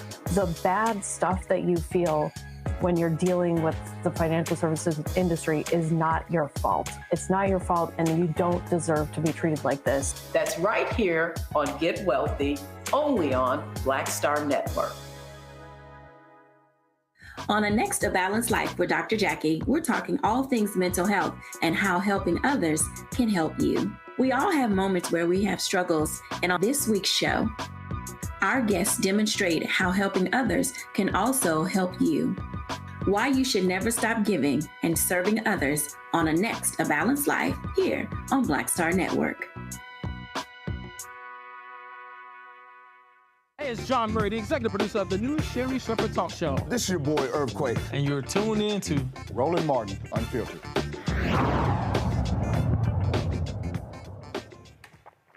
Folks, the death of Airman Roger Fortson is still shameful to even have to deal with. The Okaloosa County, Florida Sheriff's Office, they've now released official calls and records from the fatal confrontation between Fortson and a sheriff's deputy. Here's the first non-emergency call that led the deputy to his apartment on May 3rd. Sheriff's Office, how can I help you?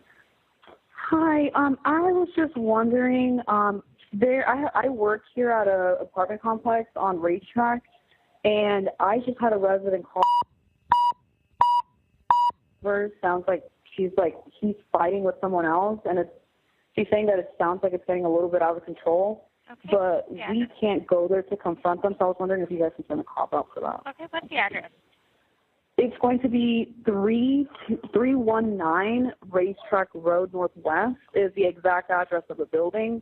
And then the apartment number is going to be 1401.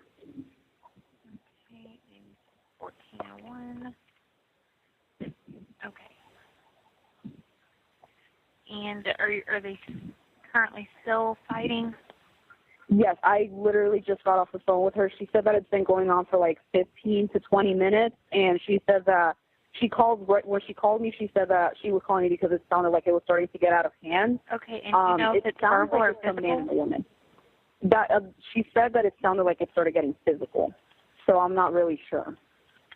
Okay.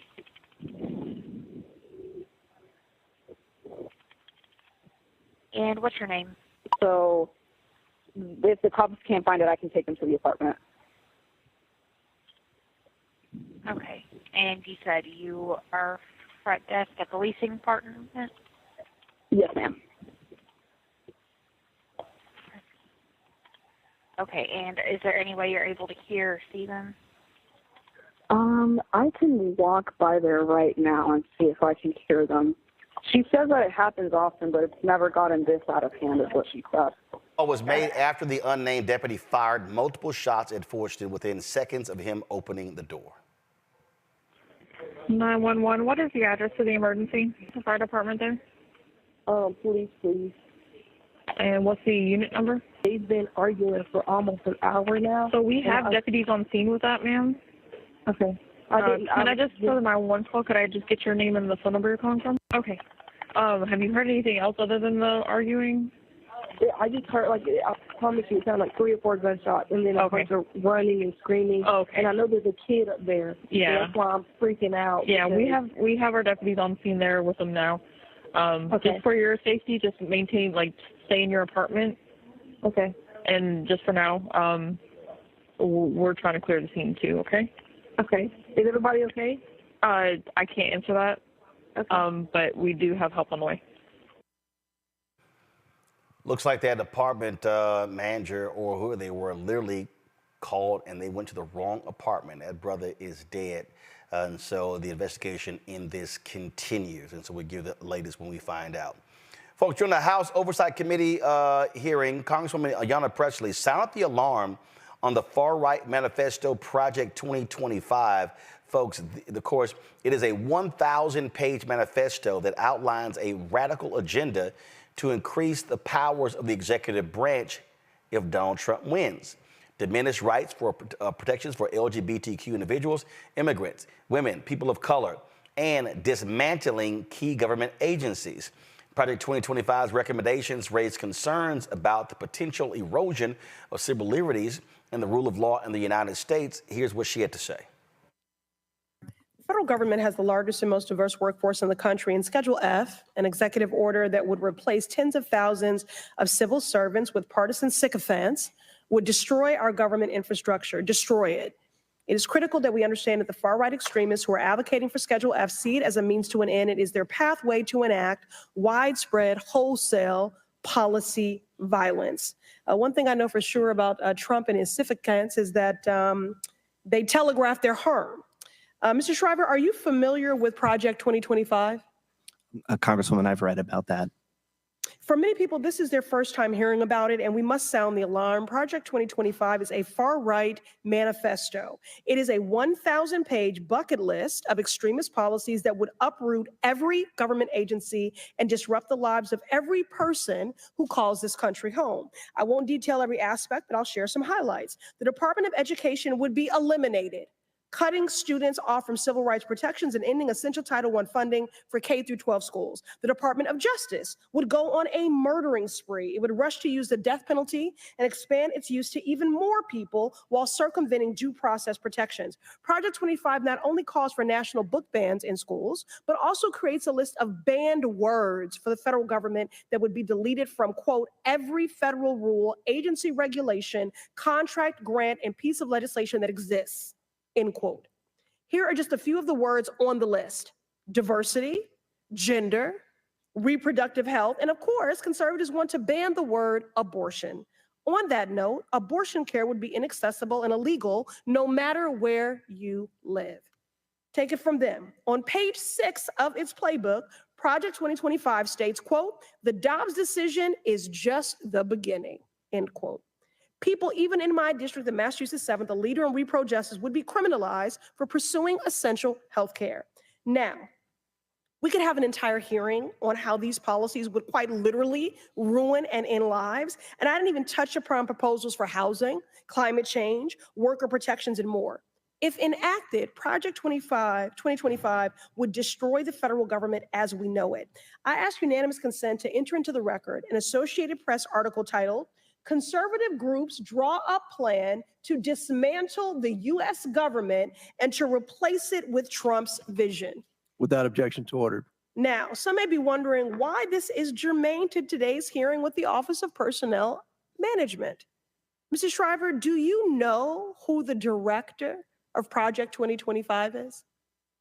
No, Congresswoman, I don't. The director is Paul Dans, former chief of staff of OPM under the Trump administration. And I am concerned about the ethics of Mr. Dans leveraging non-public information or relationships forged during his government service to lead and advance this far-right extremist agenda. We need oversight and accountability of Project 2025. I don't think folks really are paying attention, Joe, when we talk about how lethal and how sick and demented Project 2025 is, especially if Trump wins. It's a serious problem. My mom worked for the federal government, Department of Veterans Affairs for 40 years. And I can imagine how someone in that position, in the position she was in, or in a similar agency, could potentially, you've got property right in your job, could potentially be taken away from you because you don't swear an oath of allegiance, or someone feels like you're in Tory, whatever else, or somebody feels like you're the Department of Education and you shouldn't exist anymore. People really need to pay attention. This is where the urgency comes from for me. Anyone in this country who's dependent on the government at all for financial help. Now, there's other things, but let's make it the most personal this way. Anybody that gets a government check needs to be extremely concerned about what's going on here and what is being planned, because they're basically going to eliminate all the safeguards, all the rules, and effectively stay in charge even while being outnumbered. And so, I don't want to be less than sympathetic, and ultimately, I'm a faith person. Faith without works is dead, so we'll continue doing the work. But if somebody a year, 2, 3 years from now, who didn't vote or who voted the wrong way has any complaint about anything in that playbook, it's a 1,000-page book. It exists. They're telling you what they're going to do. It's like somebody that thought that they could tame a snake, and the snake bites them, and they said, but I treated you good. And the snake says, but you knew I was a snake at the very beginning. So we better make our mind up and understand this is not about personalities. Maybe Biden isn't as congenial or as exciting as Barack Obama or Robert Kennedy. Maybe he's long in the tooth. But there's a very, very profound and stark choice that we have to make here. And only with one will the Constitution continue to exist on some level as we know it. There'll still be fights, but you'll at least have people at the top that want the Constitution to still be honored, et cetera, because out goes a lot of the things that we count on. And so we better be careful and be aware. They're not hiding where they're going with this. Yep. Go read the book. Yep. Go read the book. Figure it out. Yeah, it's real clear. And listen, Randy, all these people were sitting there, oh my God, I can't believe Roe v. Wade was overturned. They kept telling you that. What the hell were you not paying attention? They are not hiding. They've what they want. They told us what they're going to do. They've outlined the plan. Like they said, a 1,000-page document. So if people don't know or try to act like they don't know, it's cognitive dissonance. They don't want to know. And, you know, of course, I haven't read the entire document, but the pieces I have read are scarier than anything Steven Spielberg ever wrote. They really want to completely change the government where it looks going to look more like a dictatorship. It's terrifying. Yeah, and they are who they are, and they absolutely don't give a damn about the environment, Mustafa. No, they don't. They want to get rid of the EPA just like they do at the Department of Education. You know, it's interesting. One, I really appreciate this show, Roland, and Black Star Network. And here's some of the reasons why. So when I first found out about Project 2025, I reached out to a whole bunch of folks will know in the media world and said, hey, you should pay attention to this. And I got crickets. And then, of course, this show was one of the first to start talking about Project 2025 and that people should actually pay attention to it. You should read for yourself, and then you should ask the question, how will this benefit my community? And the question or the answer will be that it is not going to benefit your community. It's going to continue to roll back many of the small wins that we have. Joe mentioned also about folks who check from the federal government, how it will impact them. It's much broader than that. It is that. But it is also about all of the things that happen in your life are tied to one of those agencies or departments inside of the federal government, whether it is housing or transportation or food or jobs or civil rights. All of these things will be radically changed, radically weakened. That will have impacts inside of your life. It is also about that the federal government is one of the largest employers of people of color. So they're going to move many of these people out and bring in their own folks. And you saw how many people of color actually worked underneath of the last administration that Trump had. So there are all of these layers that you have to unpack.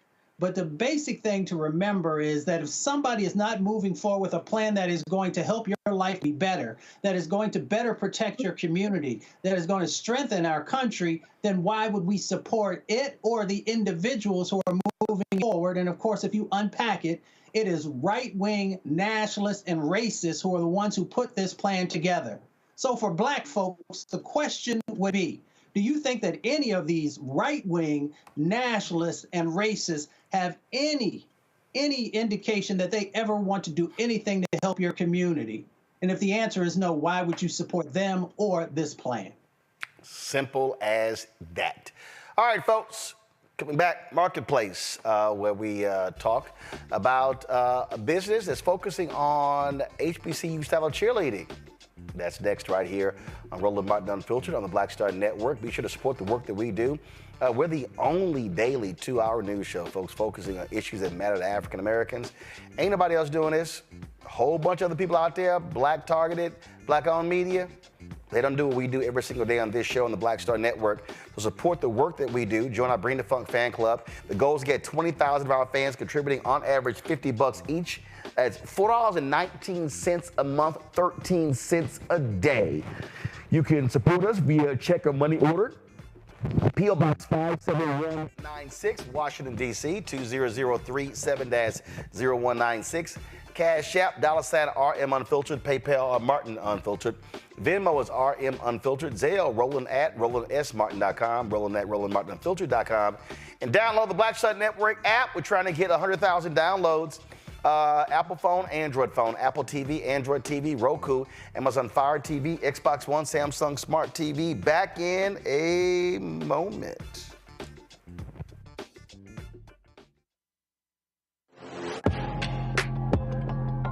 lot of y'all have been asking me about the pocket squares that we have available on our website. You see me rocking the Shibori pocket square right here.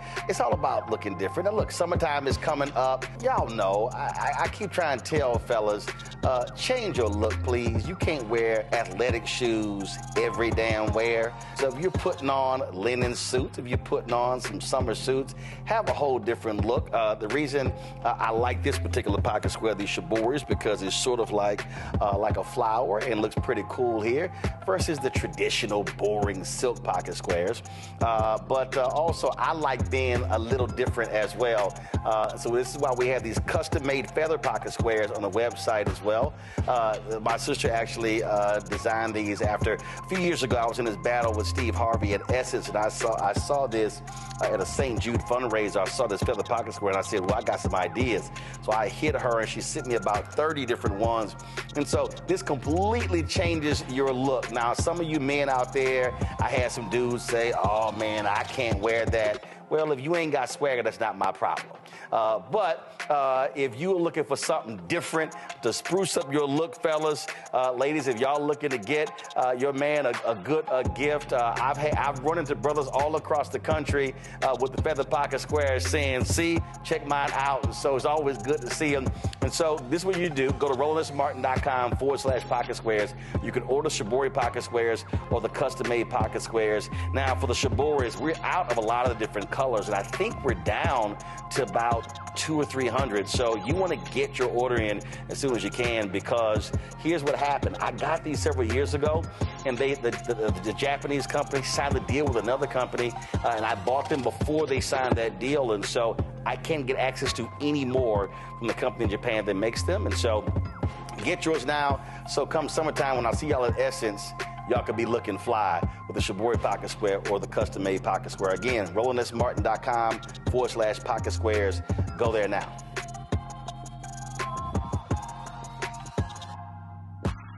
What's up, y'all? This is Wendell Haskins, a.k.a. Win Hogan at the Original T Golf Classic. And you know I watch Roland Martin Unfiltered.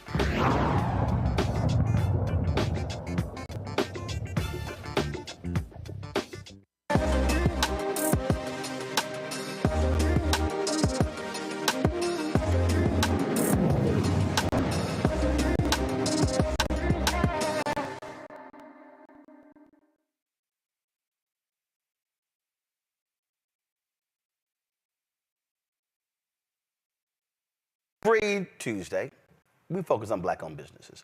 And I'm always looking at, different businesses.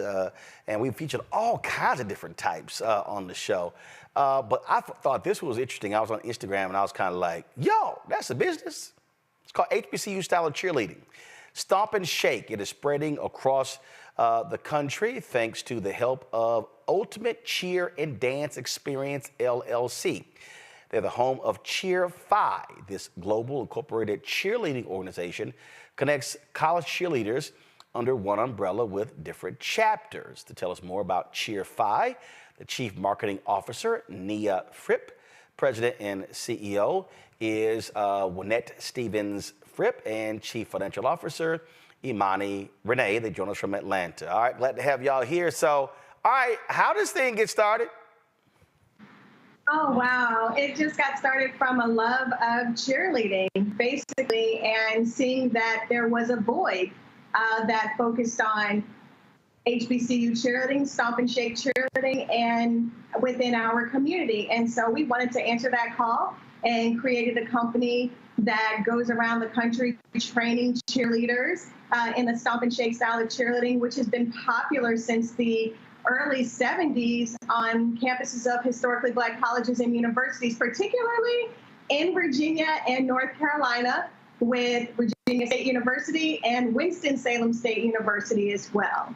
All right, so you named those two. So is that where all y'all went to school? Why y'all give it? How did they get the shout out?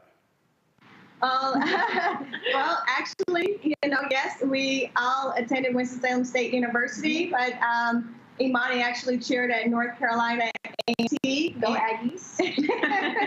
And as you know, all of them are, both of them are a part of the CIAA, which is the Central Intercollegiate Athletic Association, which is the oldest Black basketball tournament in the country and only second to the NCAA tournament as far as attendance. Now it is in Baltimore, Maryland. It was in Charlotte, North Carolina. And so, yes, that's why, because it is the only Stomp and Shake cheerleading conference that focuses on this HBCU style of cheer. All right, so did all three of y'all cheer? Well, throughout our lives, yes. Yes. All right, just checking. Just want to know, who was the cheer specialist here. And so now what's interesting in this here, you've got a lot of people who talk about cultural appropriation. So the groups that you teach, are they all Black or are there different groups? So for the most part, we do work traditionally with African American women. There is a mix in of different cultures, and not even people that we've worked with personally, but just, exploring the World Wide Web. With everybody having access to everything now, there are definitely white schools doing it, Hispanic schools doing it. So it has definitely reached out across all cultures and demographics for sure. And we've also trained individuals who are of different races as well, especially when we were teaching recreational cheerleading down in Jacksonville, North Carolina.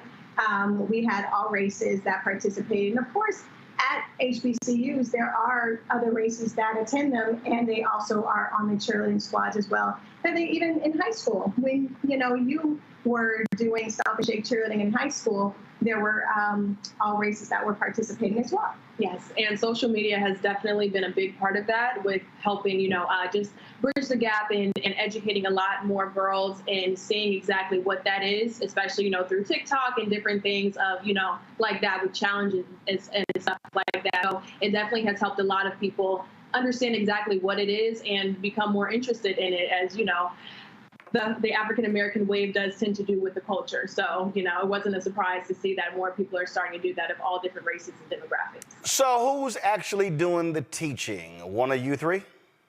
We all teach. All of us. All right, so how do y'all deal with the rhythmically challenged? Well, what we do is we actually get hands-on with them. And we allow them to feel our waist and what the movement should feel like. Y'all can actually teach some folk to have rhythm? Listen, we can help. We can help, but again, it's your practice. You gotta do some practicing at home yourself. It's just like if Steph is in the gym shooting, practicing his shot. You're saying you gotta do your own work as well, and you gotta really, really want it. Now, some folk just born with no rhythm. All right, let's go to my panelists for questions. I guess I'll go to the Tuskegee graduate first, Randy. Yes, that's appropriate, because that we are, our Tigerettes are amazing. And what I wanted to ask is, so is there a competition where now HBCUs are getting together and the cheer squads are actually competing against each other in style of performance?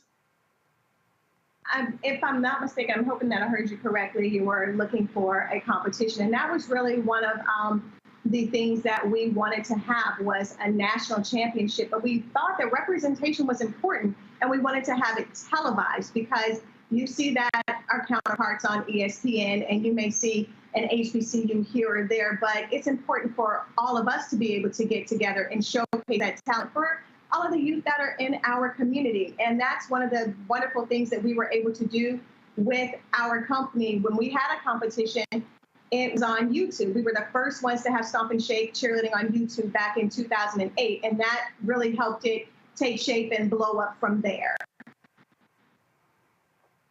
Fantastic. All right, Mustafa? Yeah, well, first let me give a shout out to Caitlin Canty, my goddaughter, who was a cheerleader at Hampton University. I'm curious about corporate sponsorship. Are you receiving much of that? And if so, what does growth look like for your entity? Well, what we have done, we have participated in regards to marketing corporate sponsors at events like the Atlanta Football Classic, or we're looking to do some more of that within the CIAA or some of the other conferences. We've also been speaking with different brands that utilize cheerleading as a marketing piece because they have the most recognizable sport the entire year. And of course, cheerleaders are very marketable. So we have received some corporate sponsors. We are always open to even more because we have a wonderful marketing background in regards to being able to utilize them to help promote products. Joe.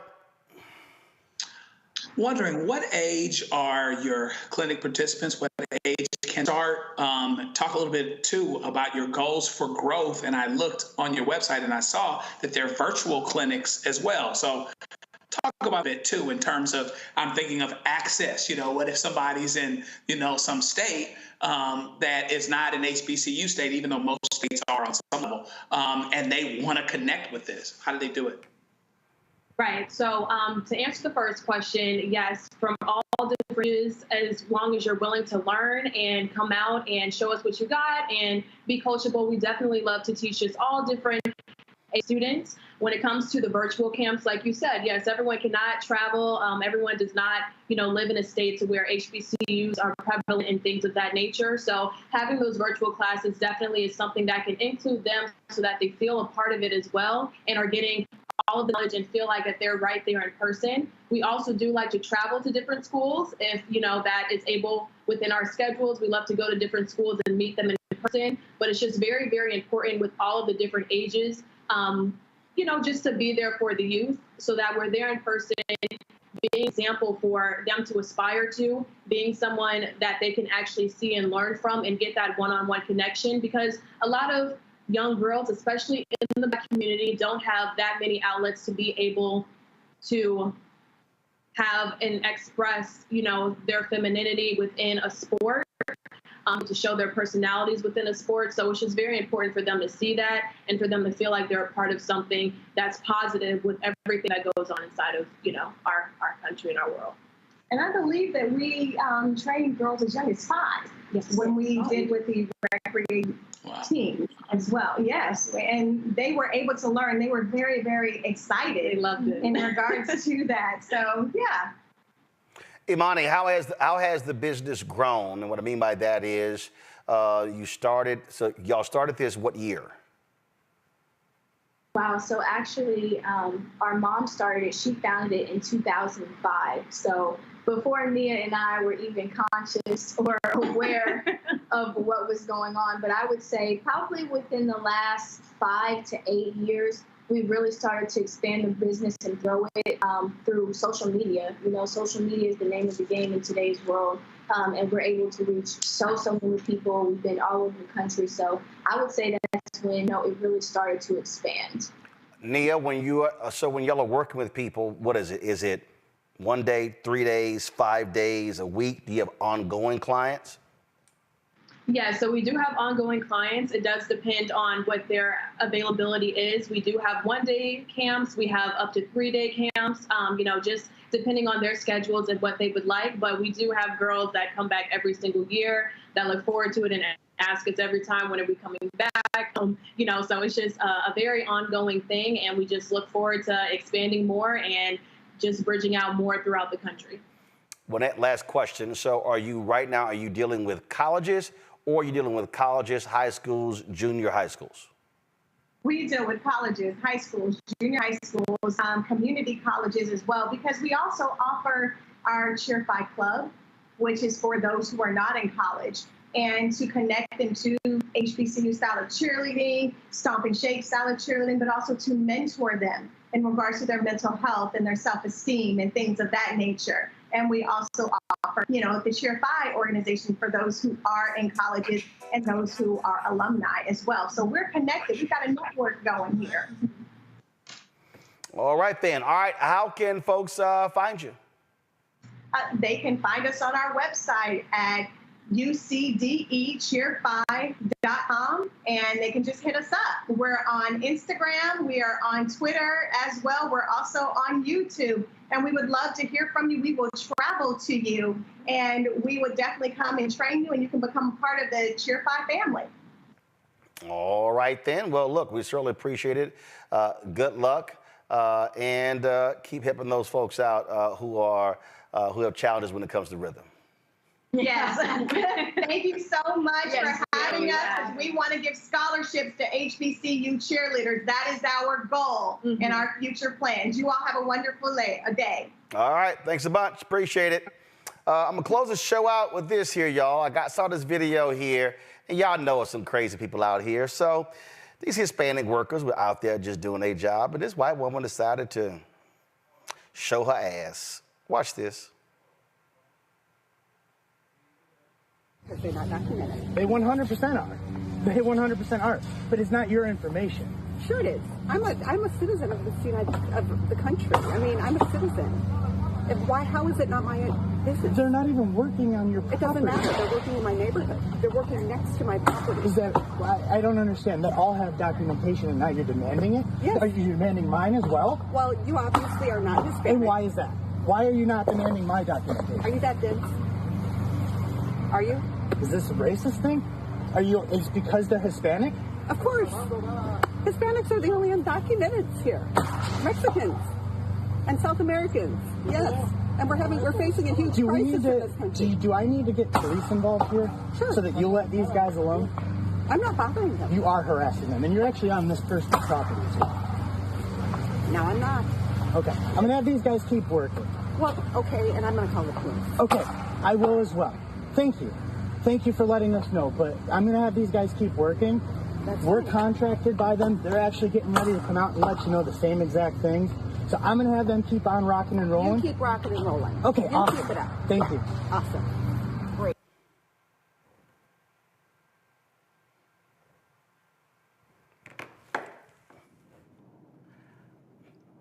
How arrogant and racist can you be to roll up on some folk who ain't even doing work for you and demand to see their papers? This literally, Joe, is what we saw during racist apartheid when black people had to carry a passbook with their papers. And anybody white could just accost them and demand to see their papers. And hey, this is where we're going. It was not only the fact that she did it, but the thought that she could. No ramifications. And just as honest as pie. Are you doing this because they're Hispanic? Yes, absolutely. You know, they're the only people that are here legally. Mexicans and South Americans, that's it. That's all there is. That's the only problem. Not on her property, doesn't have anything to do with her at all, but she needs to see their papers. But this is entitlement. This is where we're going. And if we're not aware of it, it's going to sink down on us, out of nowhere. And then everybody's going to wonder why we're dealing with what we're dealing with. It's because they feel like they can. These racists, Randy, are emboldened.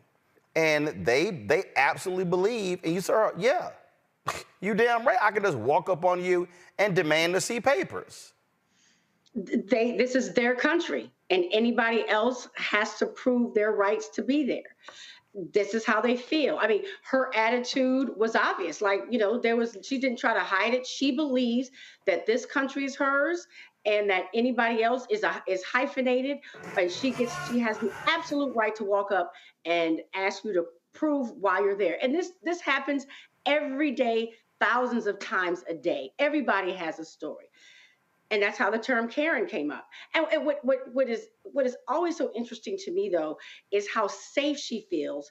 Also, when he said, I'll call the police, because she knows that the police is typically going to work on her behalf and take her side. There's no fear. Whereas when you tell Black people, I'm going to call the police, we react very differently because we understand that it usually does not go in our favor, regardless of how right that we are.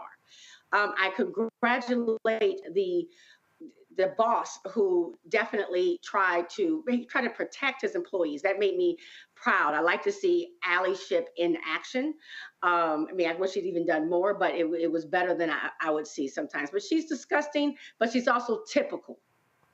And what we're seeing, Mustafa, Republicans are passing bills that will allow law enforcement to do the same thing, or just these lone wolves out there. I mean, we are going to see more of this in this country. Bank on it. It's about power and privilege. I mean, Joe touched on some of that. And we've got these, you know, the question becomes, where do people get this from? Well, some of it is just embedded into them. Maybe it's in their DNA, but it's definitely in the history of how their power can play out. But now we've got, you know, these various lawmakers who continue to introduce these pieces of legislation where folks can just pull people over, they can stop them and say, show me your papers. But if you understand the history behind those types of actions, as you mentioned, it's not only South Africa, the Nazis did it to Jewish folks, and part of the Black codes. You can go through the history of this country and a number of other countries where people have utilized these types of things to oppress folks and to also put people in their place. Last point I'll make is that she really doesn't understand immigration in this country, because if she looked at the northern border as well as the southern border, you'd find that there are people coming from Europe illegally. There are people coming from other countries illegally. So we need to make sure that, one, we understand the fullness of what's happening, and then two, making sure that we have a fair and just immigration policy so no one has to worry about the fear of someone like this or others trying to get over on them.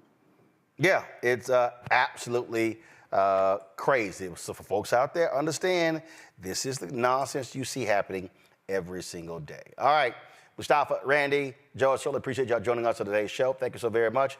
Folks, don't forget, support us in what we do. We're out here doing the good fight, bringing you attention to stories like this, letting y'all know Project 2025, what's going on. Because trust me, you're not having the level of in-depth conversation we have on this show that you ain't seeing this on MSNBC, CNN, Fox News, and the rest of these folks. And so that's why this show matters. Your support is critical. Join our Bring the Funk fan club. Send your check and money order to P.O. Box 57196, Washington, D.C., 20037-0196.